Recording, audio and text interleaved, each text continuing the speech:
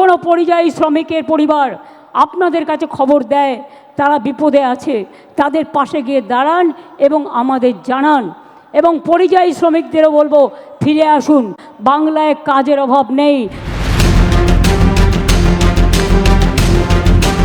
এভাবেই 21শে জুলাইয়ের মঞ্চ থেকে পরিযায়ী শ্রমিকদের বাংলায় ফিরে আসার বার্তা দিলেন মমতা বন্দ্যোপাধ্যায়।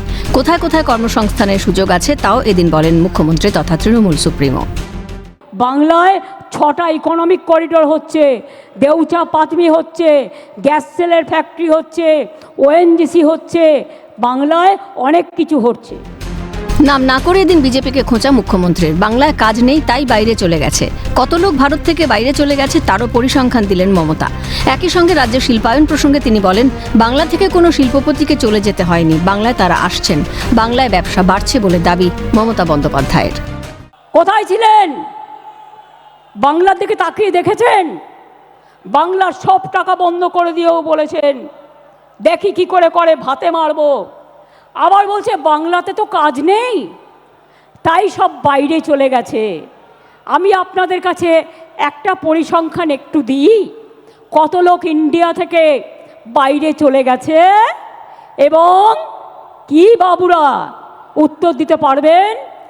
আমি 2014 থেকে 18 পর্যন্ত 23,000 লোক লেফট ইন্ডিয়া।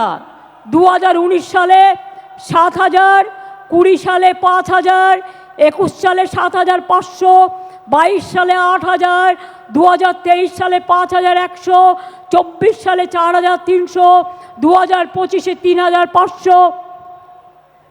এছাড়াও এক্সটার্নাল অ্যাফেয়ার্স থেকে যেটা আমরা পেয়েছি 17,10,890 জন লোক ইন্ডিয়া থেকে চলে গেছে। বাংলা থেকে কোনো ইন্ডাস্ট্রিয়ালিস্টকে চলে যেতে হয়নি, বরঞ্চ ইন্ডাস্ট্রিয়ালিস্ট আসছে। তার কারণ হচ্ছে বাংলায় ব্যবসা বাড়ছে, বাংলায় দেউচা পাতমি হচ্ছে।